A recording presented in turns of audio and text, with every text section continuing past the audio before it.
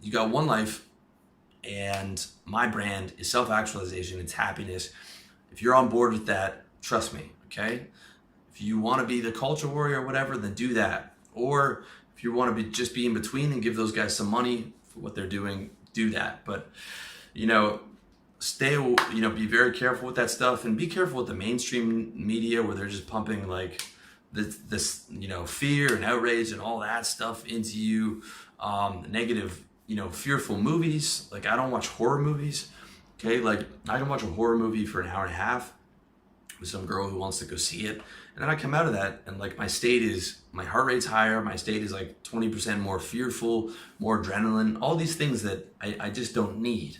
Okay, control the input, and control the input about like I said in the last video, researching diseases, researching like asteroids hitting the planet. You gotta like fucking control that shit. Okay, you don't need to be on there researching all that crazy shit. And neurotic people, all right, especially if you have family members that are like always putting fear into your head, like something bad could happen, something bad could happen, something bad could happen.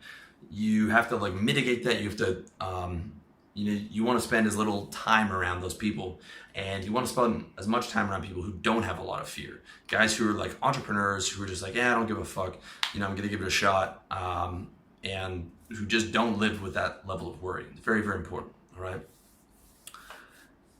Number three in the tactic for controlling your reality is managing unnecessary risk. Okay, managing unnecessary risk, specifically unnecessary risk that causes you to get in situations where you become fearful unnecessarily. Okay, let me give you an example. Number one, raw dogging questionable girls. All right, you get drunk, you go home with a girl who is questionable, and you are drunk, so you figure, well, I don't need to use a condom, and you fuck without a condom. The next day you wake up like, oh, fuck, that was the last girl I should have done that with. And then you gotta go to the clinic, and then you gotta sit in the fucking clinic under the fluorescent lights, and that is like, the hospital or the clinic is like the most real place in the world. It's like, okay, fun time's over, reality hits, you're under the fucking bright lights of the clinic, you're like, oh my, like, what did I do? Get this fucking test. All right, then you gotta wait a week for the results, and it's not fun. All right, especially if you've done that with like more than one girl, and you're sitting there, you're sweating, you're swearing never again, because you've already done that in the past, or you've done it 2 or 3 times, and you're sitting there like, fuck, and especially if you've done it with like anal sex without a condom, which you should never ever do, ever, and you're sitting there like, fuck, why did I do this? It's just like right away brings you back to reality. So you're sweating the whole test, and then you're sweating for the results, and it's not fun. All right, taking that same situation a step further, you wake up, you fucked her without a condom, and you came inside of her. So now you have to wait for the test, you have to wait in the clinic, and you have to wait for her period, and her period is a couple days late, and you're sitting there like, fuck, no, I can't be a father, I'm 23, I'm 25, I can't be a father, and not with this girl, this is not the way to do it, I cannot do this. And you're thinking about, what am I gonna do, and her period's late, and you're freaking out, and you're calling your friends, and it's a mess. Okay, you don't ever want to be in a situation where a girl's period's late like that. I've been in that once, or a couple times, and it is terrible. You do not ever want to be in that situation. Trust me, do not let that happen. Right?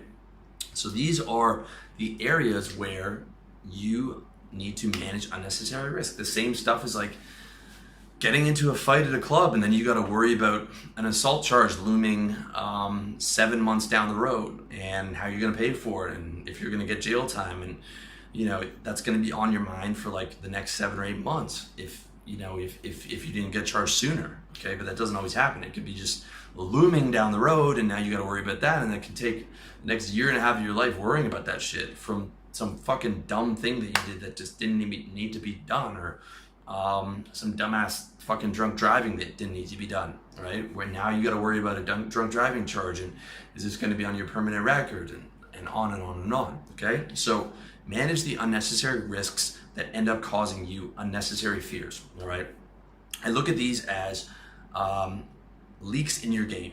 All right, just like when you're sitting down with, if you watch my video on how to solve your recurring problems, how to live better by solving your recurring problems, which I suggest you watch, where I suggest you sit down and write down your 10 biggest problems and put them in your wonder list.